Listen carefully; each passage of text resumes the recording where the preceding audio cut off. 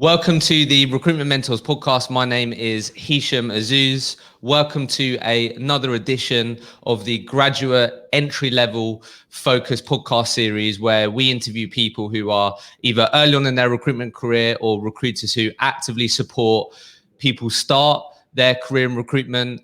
And we're going to be finding out common challenges people have early on in their recruitment career, maybe what people would do differently, and also just talk about why we believe recruitment should become a career choice and not just an accident. So really excited to be joined by Emily today.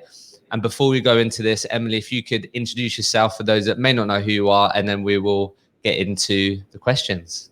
Yeah, thanks. So I'm Emily. I am the head of graduate recruitment at Hire Group. So essentially we're a rec to rec, but I specialise in getting entry-level candidates into recruitment. So that's something that I've been specialised in. My entire recruitment career, I've specialised in graduates. So yeah. Love it. And then for context, you graduated 2017. Yeah. Right? Got into sales, it looks like. Yeah. And then my third year at university. Yeah. And then obviously, yeah, got into recruitment. And then you've been in recruitment now for nearly 4 to 5 years now, right? Yeah, 4 and a bit. Yeah, exactly. 4 and a bit. And you've always supported graduates. Mm-hmm. Crazy. Okay. All right, cool. So I'm excited to dive into this with you. So obviously, why I was excited to speak to you on this podcast was obviously you're dealing with people all the time, every single day, who this sort of series is focused at.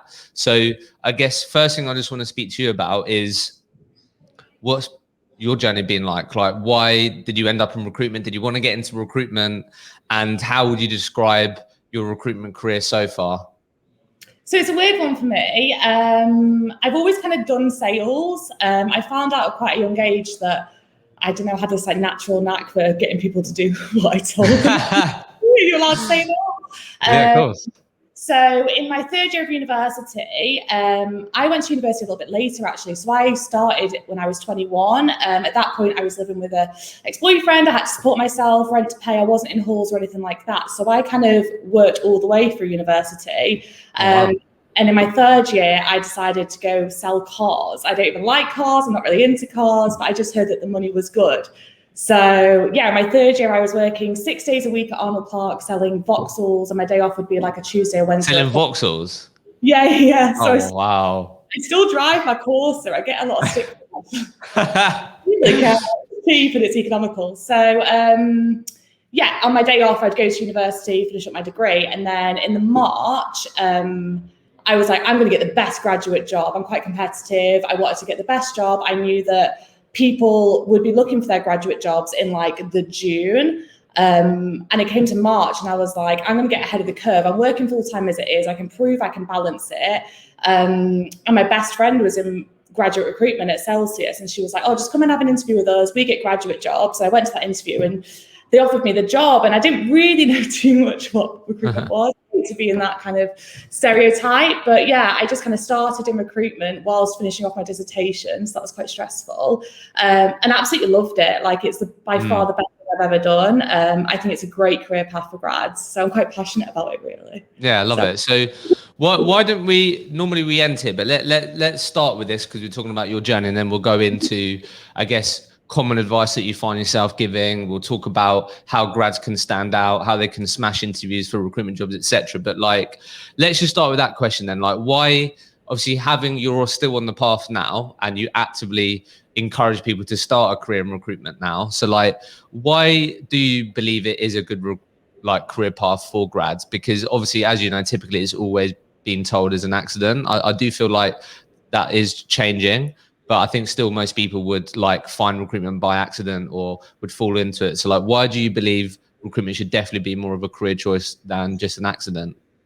I don't know. I think it's mental. Like if you actually think about what we do, all you need is a phone, a laptop and a certain skill set to make money. Like I can't really name another sector that allows you to do that. And you know, it's so entrepreneurial. Like there's so many skills you can go into and you can kind of start your own businesses and stuff like that within 10 years, which most sectors you can't really do.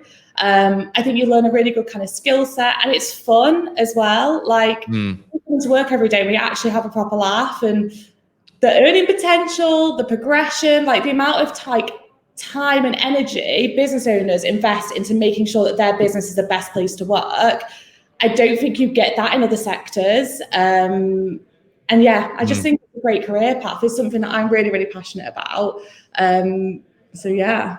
I think what I find so like bizarre about the recruitment industry is like when you find yourself working in the industry, you're then like, how did I not know about this industry? Do you know what I mean? It's crazy. I don't think it's talked about at universities. I don't think it's viewed as like a big prestigious route to go down. But if you look at the earning potential in recruitment compared to, I don't know, the big four or the ones that you're kind of trained to think is a good career path, I'd say it's pretty like on par. The money that you make in recruitment and the progression and the success that you can get. So I don't know why we're not educating these graduates or these people that this is a really, really good career path. Yeah. So where else I'd love to sort of just take this really quickly and get your thoughts on. So obviously, like we're talking about what you can get out of a career in recruitment, but obviously what are your thoughts on like the typical skills or experiences professionally or personally that you would expect grads to experience or get from recruitment that they probably least expected? Because they might be going into like, right, I'm going to, maybe experience earning more money, experience doing sales or whatever, but like what are some of the typical things that maybe you've experienced yourself personally you least expected, or what grads could least expect that actually is a really positive thing? I think it depends. I'm a strong believer that there's kind of a sector or a company for most people, like as long as you're driven, hardworking. So I think it would depend sector to sector. But for me personally, it's reading people. Like someone might be telling you, oh, that's great, but I'm able to almost like read whether they believe that or not. I'm sure a lot of recruiters will kind of relate to this, but it's kind of being able to read like between the lines of what people are saying and kind of get kind of information out of people, which is not something that I thought I would, I don't know, be able to do, like fully understand people. I think the drive as well, but I think the drive comes with if you love your job. So yes, I'm very, very driven, but I enjoy my work. So taking that call on an evening, I'll do. And I didn't know I had that drive in me. Does that make sense? Like, a waitress or whatever, and you say, "Are you really driven?" I'm like, "No, not really. I don't want to work that extra hour. I want to go home." But in recruitment, because I love what I do, I've kind of found that drive within me, and I can put the hours in, and I can put the hard work in. So yeah, I'd say drive, reading people. I guess, it just depends on sector to sector, because mine's very kind of telephone heavy, but other sectors might be kind of more email heavy or making matches or more intricate. So I do think it depends on sector to sector. But what I did find out about recruitment, especially as a rec to rec, is that there are so many different companies and so many different sectors look for different skill sets. It's not just kind of a one fits all. Yeah, no, what I love what you're saying there is that obviously you're saying about being driven, but what you're really saying there is that it can sort of, I guess, show people like what, like their full potential or like what they're fully capable of, right? If they're able to like that's just what, for me, I had no idea what I wanted to do. I was like, I had a job at like B&Q, like the range, doing all this random shit. And then I started delivering pizzas for Domino's. And then I ended up doing like getting a sales job where I was like commission only. And I was like, oh my God, I can actually being in a job where I can sort of hopefully make more money in line with like the work that I put in. And then like thinking of being in a job where like I could get paid the exact same as the person next to me, and I could be trying 110% more than the person next to me, we get paid the same. I was like, why would I ever want to be in an environment? Why would I ever want to be in a job like that again? So I love that. So I guess the next part to this then, and then we'll go into sort of practical advice and common things that you see. I'm really keen to get your thoughts. Like, I'm sure obviously this is your world, but it seems to, from what I can see, recruitment agencies are really piling on now, hiring for their own businesses, because not everyone obviously, but a lot of markets are really busy. So most recruitment agencies would love the opportunity to grow their own talent, right, with no previous experience. So what, in your view, from a recruitment business point of view, if I'm hiring for my business and I want to attract the types of people that you work with, like what is it that they actually want? I know there'll be intricacies and there'll be nuances to individual, but holistically, like what is it the grads of today or the entry level talent of today actually want from a recruitment business, from an employer? What are they actually motivated by? Is it the IB for incentives? Is it being able to afford the Rolex and show that off to their mates? Like, what actually is it that actually like really excites them, lights their eyes up, and actually they speak to you about like, this is why I want to work for this company. This is what I feel like it's going to give me. I think for me, a lot of the grads I speak to really like the startup stuff. I think historically I speak to startups and they're like, oh, we're tiny. Like, how can we compete with the big corporate businesses? But actually, when you sit down and speak to graduates, they love that they can get in and make a difference and progress quicker. I think it all comes down to progression ultimately. But if you're a startup owner listening to this and you're thinking, I'm not going to be able to get, the best talent, I think you are. I think you could easily compete with some of the bigger companies. I think it's the bigger companies that need to work harder, not necessarily the startups. So I think the startup vibe, the progression, 100%, the ability on that, sorry to butt in, sorry. Progression has been like the common thing that people said, but I guess keen to just try and peel back the onion a bit, like from your point of view, just on this, like, what does that actually mean? Like, when people say, Emily, I want progression, like, does that mean that most people, is it just people just want to feel like they're moving forward and they're not stagnating? Is it just because they don't want to feel bored in their role? Is it because they do want to manage people? Like, what actually is it that excites them about progression out of interest, and what does that look like to them? I think when you're at university, so this only is probably relevant to grads, I guess, but when you're at university, you're told, you go to university, you finish university, and you get a graduate scheme. A graduate scheme basically means if you do X, Y, and Z, you're going to get promotion and a pay rise, and you're constantly working towards that next thing, and you kind of got your path almost written out for you, I guess. And I find that as soon as I say to graduates, I've got this business in Didsbury, from day one on your desk, you'll have it set in front of you. If I do X, Y, and Z, I'll get a promotion to this. If I do X, Y, and Z, I'll get a promotion to this. I think it's having it so out, and it comes with management, or it comes with this, or it comes with that. I think everyone's different, and some people I do speak to want to manage people, and some people just want to make money, and some people like the idea of having a better job title that they can tell their mum and dad about. Like, it's hard to kind of say, like, speak for all graduates, but what I can say is from experience, if I say to a candidate, from day one, you'll have this all laid out in front of you, that sparks that interest straight away. I think it's fair. It's not like you've got, you're somebody's favourite, so that's why you're getting that promotion or whatever. People like things to be kind of fair. So I think it depends candidate to candidate, but structuring it is definitely important, and having smaller ones as well. So I think so again, just digging into this a bit deeper then, I think a common thing, if I think of the small growing recruitment business where I started my career at, I wouldn't say that it was that very clear. And maybe this is something that you advise these startup growing recruitment businesses, and having interviewed a lot of business owners, I do feel like sometimes as a small growing recruitment business owner, you may feel like, one, sort of have that sort of doubt of like, why would people pick us over like a bigger company sort of thing?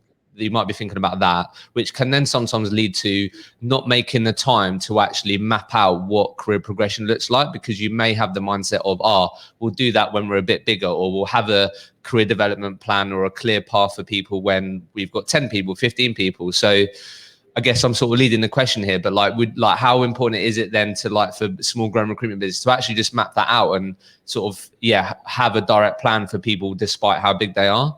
Crucial, like absolutely crucial. And when I go to like meetings, I often help them and sit down and map it out with them, probably get them my pay grade, but I like to kind of help with that type of stuff. And I think with grads and entry level people, it's having lots of little progressions, milestones, and just breaking that down, instead of it be like, in 3 years time you're going to get a 10 grand pay rise, and it's like, well, that feels so far away. And it's not competitive with the market, because if you have someone sat on their 20k base for way too long, you get Rec2X or other recruitment businesses being like, well, on our business should be on 25 or whatever. So kind of breaking that down and just keeping them motivated to the next step, because it's also going to make them work harder for you. So it's going to keep you, but also it's going to motivate them to want to hit that next step and put their promotion on LinkedIn and tell the mum and dad, and that's going to bring them, I don't know, I think that you're likely to get people staying within your business and looking elsewhere if you do implement that. I think it's crucial. Yeah, no, I love that. So before I butted in, sorry, you're saying progression. What else was you going to say? Sorry. You mentioned the Ibiza thing. Now, it's rare that I get graduates calling me up and being like, Emily, I want a free trip to Ibiza. What jobs have you got? Like, that doesn't happen at all. And I don't think if you're a business owner that offers Ibiza, someone's going to come in and say, I really want to go to Ibiza. But from my experience, when I was a grad, I'd never heard of a work holiday before. Like, that was so foreign to me. And that was a huge plus. It wasn't the fact that I got a free holiday. It was the fact that you hear like really serious, important business people going abroad. And I kind of resonated with that and was like, oh, I'm going to be really important. It's going to be a really good job. And it's fun. And I think it's a good way for, bonding and the team environment. So I do think it is important that you do implement them because everybody else. Yeah. I think the reason why I say that, I know it's like probably cliche and I'm not, and like I had some wicked trips and I'm sure anyone listened to have got some great stories to tell. I guess the reason why I say that is like what I'm just trying to get from you, which you shared with us, is like that shouldn't be like what you're leading with. I feel like that should be like part of your arsenal of like what are the positives about working here. But I'm keen to find out what companies should be leading with that actually like resonates with young people and what they're excited about. And it seems like its progression is the clear winner, but and then actually of course you then need to think about the other benefits that you have and are you offering great incentives and these things. But I think it's companies that think because they instead of going to Ibiza, they're going to Marbella, or because of they're going to these other places, that's why they're going to get extra talent, and that's just not the truth. Do you know what I mean? No, yeah. So it's important. Yeah, agreed for sure. So let's go into then like common things that you help grads with, or talking about now how we can really sort of help grads land their first job in recruitment or like smash their first year in recruitment, these types of things. So I guess first thing from your point of view, if I'm listening to this right now and I do want, like you did, you took the initiative to try and beat the rest of the pack of people applying, wanting to enter the industry, like what are your like top 1, 2, 3 things that you typically tell grads or would tell grads listen to this, or people wanting to enter in the workforce this year to like stand out amongst the large amount of applications that jobs will be getting? Like what can people do that listen to this to stand out amongst people who are also applying for the same jobs? Oh God, there's so many. So if you're talking about like, what do you mean, like prepping your CV before you get to an interview or whilst? Well, I would say, to drill it down a bit, I guess if I was like your best mate and I was like, right, Emily, I want to get into recruitment, but I know I'm going to be applying for jobs online. That's my strategy. But I know when I click apply, there's going to be like 100, 200 other people applying for that job. Like what can I do to stand out? So make a really good CV that's relevant to what you're applying for. So if you're just applying for recruitment, fantastic. Research the skills that are needed in recruitment and target your CV accordingly. Make sure your personal statement at the beginning is highlighting the relevant skills that we're looking for. And I get it. I would say about 30% of the applications we get is like, I want to be in marketing, or I want to do this. And it's like, well, you've applied for. Yeah, that's first thing, yeah. But yeah, that's really basic. Yeah, but I feel like it does need to be highlighted. So yeah, make sure that if you're applying for a job, that your CV is irrelevant, because I'm not going to call you if you're saying that you want a different job. No. So yeah, interviewing is probably really, really important, especially in recruitment, because if you think about it, what do we do all day? We screen people, we talk to people. Yeah. So it's actually really hard to go on. I was just going to say, let's go into interview tips then. Yeah, let's go into interview tips then for sure, because that'd be really helpful for people. Yeah, so we screen people all day. We speak to people all day. So people kind of look at graduate jobs and they see hundreds of recruitment jobs come up and they think, oh, this can be a really easy job to get because there's so many of them. But it couldn't be further from the truth. Like, everyone's quite fussy. So there's loads, really. I think the most important thing I get is be yourself, particularly with graduates. If you come out of university, you think, I'm in the business world, I'm going to have to pretend to be this corporate robot and be serious. And you're just kind of doing the same as everybody else. You're never going to stand out. It's just like, you just really, really be yourself and show your personality and make sure they're going to hire you for you and who you are and what you can bring to the table, not what everybody else can bring. Just don't be overly corporate and don't be a robot, essentially. I think that's really, really important. Have a laugh with them, like enjoy your interview. So yeah, I think questions as well. So there's some awful interview questions that I really, really don't like. That's personal preference. But as in people interviewing, asking the interviewer questions, bad questions. at the end of the interview, if someone says, "You've got any questions for me?" Obviously, the worst thing you could do is say no. Make sure I tell my grads to prep over 10 questions for every interview they go to, because you don't know, you might be interviewed by like 5 different people. And if you do, make sure you remember their names. Take a notepad and pen. If you've been interviewed by 5 people, make sure you've got their names written down, because that's really important. But yeah, asking good questions and making sure you're prepping questions that you can ask every single person if you run out of questions. What advice do you have for me? How did you get into recruitment? Just show a bit of interest, and don't ask weak questions like, how much support am I going to get? You should be like, I want to be the best recruiter I can be. What's your training program like? It's essentially the same question, but it's just asked in a 10 times better way. Show ambition. Like, you're asking questions to show them what you're like as a person, not necessarily to get information. So like, who's your highest biller and what do they do differently is showing ambition. It's showing that you want to go in there and absolutely smash it. So think about the questions that you're going to ask and what they say about you, I think is important. Love that. And then I guess just to get really practical again, and maybe you've just gone through them, but other maybe pet peeves you have, or interview, like things to avoid when interviewing for recruitment jobs out of interest that you always make sure people avoid, that, typically doesn't resonate with people. Yeah, there's a few things. A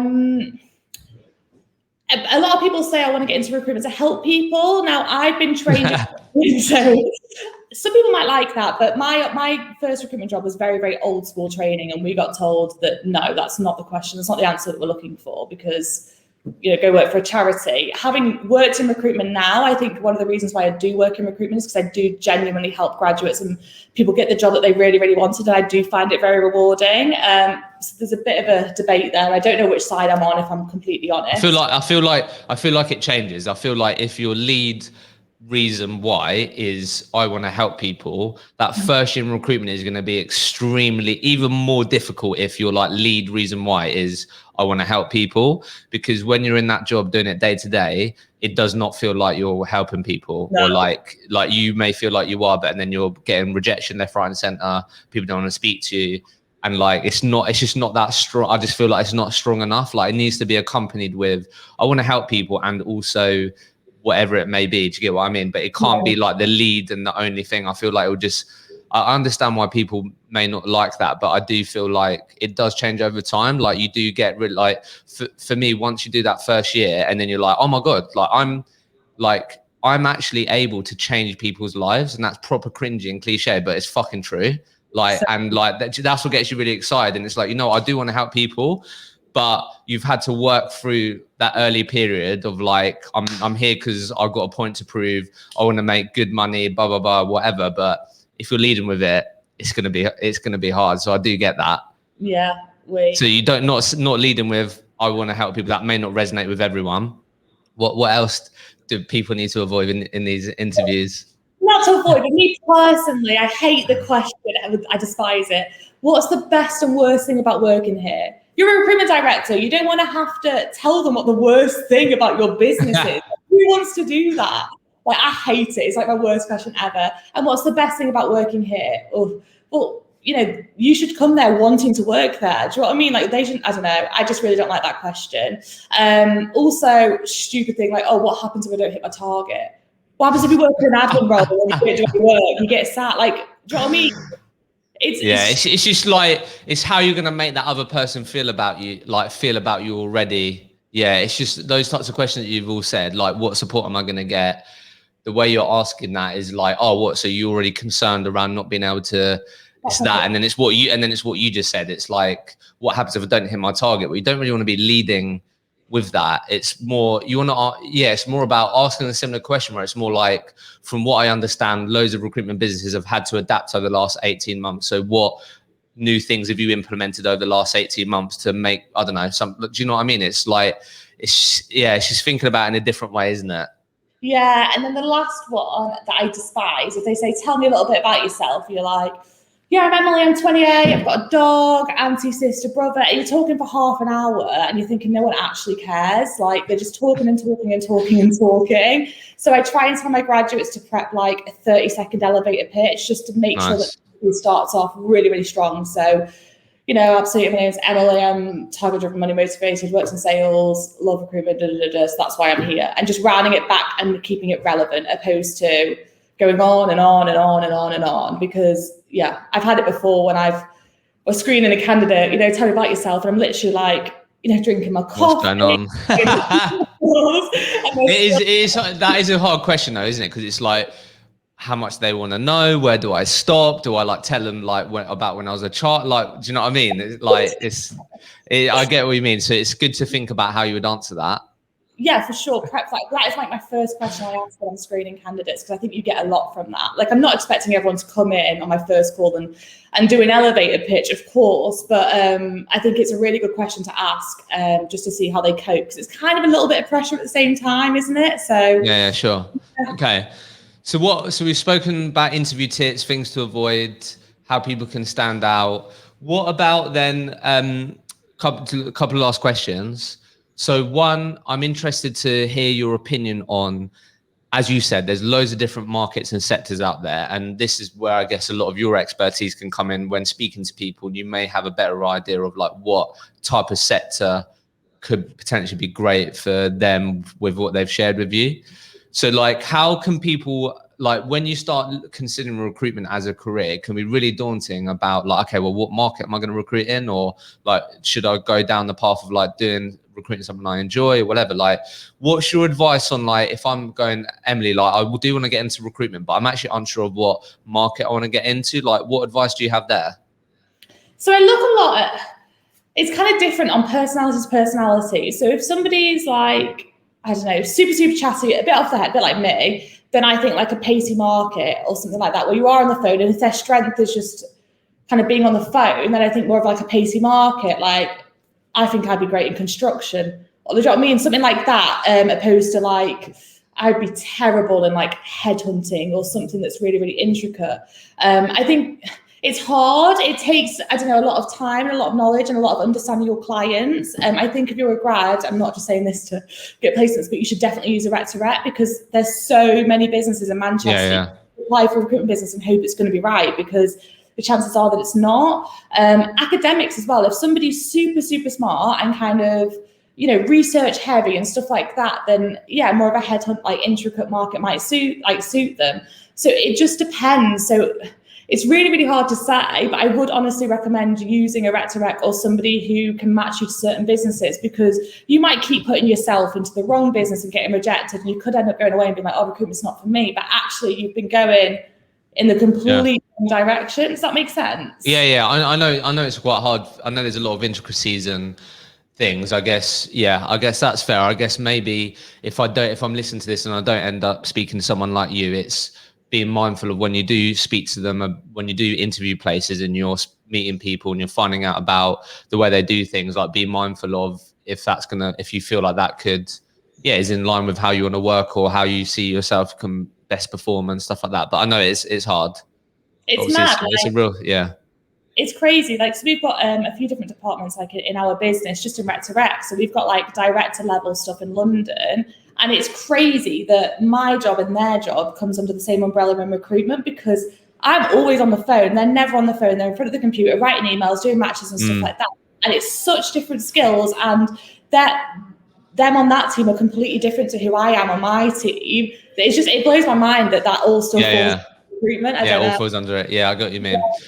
So a couple of last things. So what I want to ask you now before I ask you the final question is, from your point of view, thinking of some of the great people that you've been involved in helping, supporting, like obviously, as I'm sure you describe it or communicate in some way, that like that first year in recruitment is like really difficult.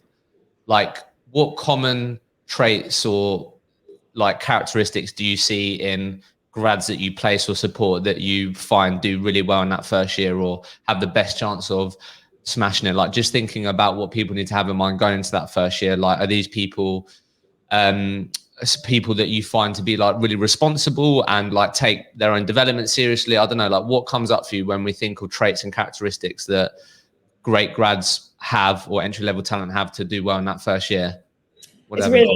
I get asked this all the time. It's really, really difficult. So it's hard to quantify. Like, sometimes you'll get that candidate and it's like you just know. Does that make sense? When you know, but that's obviously not you.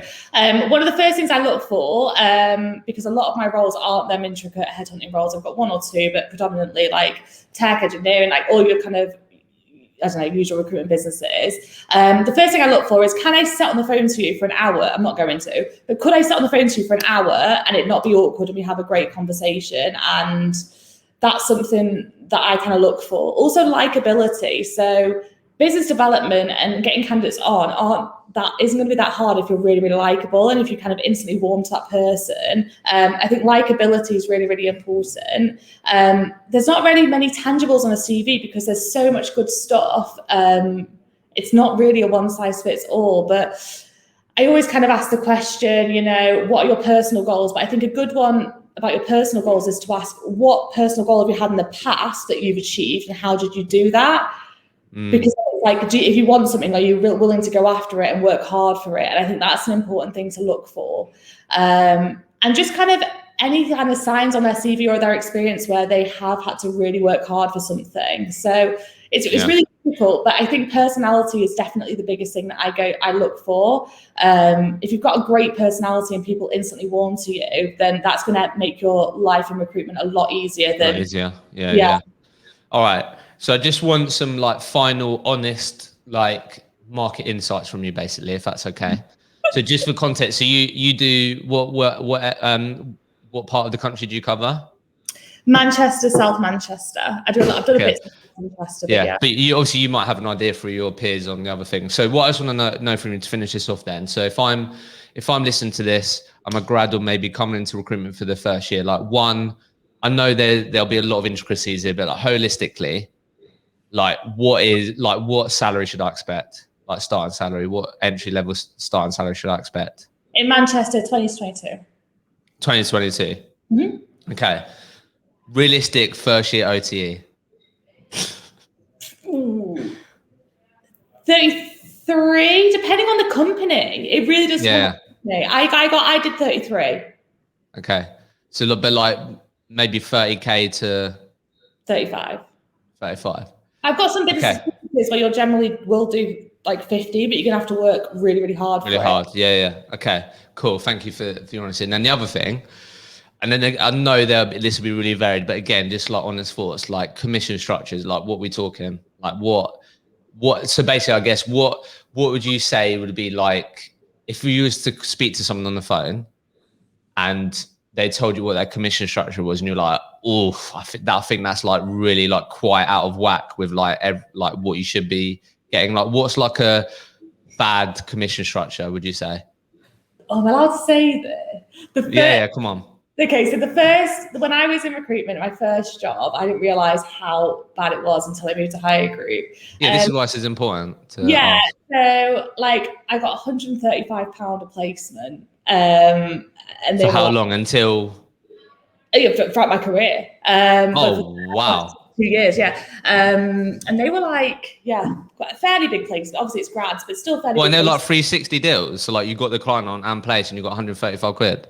No, but I did, so kind of, some of them I did. So I did 180, then 180, but either side. So I started off as the talent and then moved over. Yeah. And so I'd either bring the client on and then the other side would place or vice versa. But both sides would get 130. Oh my God. Was $7.5 grand deal or whatever it would be. So yeah, that wasn't ideal. So if you're getting some sort of like, if you're getting some sort of per placement and it's like 100 quid, 200 quid, I guess it depends how long, you need to like check that. But I guess it depends, like if that's like just until, I don't know, I feel like, I'm trying to think what I had. I feel like I had something like that, but very quickly it then changed. It was like just at the start, I don't know. Yeah, so that's at the start. Like if somebody's put all the legwork in and got the clients and kind of wrote the ad and done all the work, and you just have to call people up and get them in for the first 3 months, and then you change onto the proper commission structure, that's fine. But I'm talking, I'd had 3 promotions and I was still on that. That's terrible. I think percentages, nothing below 10%. If you're on like a 5 up to 10% commission structure, get out. A lot of our businesses, I've got one business that goes up to 50%. How common are thresholds? I have one. Yeah. So fairly common. Yeah, fair. I was just curious. Yeah, no, I don't mind it. It depends on how well you build, but I appreciate why people do it. And yeah, it's not a massive one. I think if your threshold is above, I don't know, am I allowed to say this? Yeah, yeah, of course. This is we're just you're not saying the companies have this. We're just saying you're just saying what you find, and like you're in the perfect position to like just have an honest view of like this is subjective, this is your view, but some people will have no idea like if their commission structure is any good. So that's why this is important. If you're on a basic salary of below 30k, shall we say, and your threshold is above 6k or 6 or above, I think you could probably do It better. could be better. Yeah, Yeah. yeah, yeah. I If think you're mine was like 3.5. yeah, And it always stayed like that. yeah, Something like exactly. that. Yeah, Yeah. So obviously okay. it is salary dependent.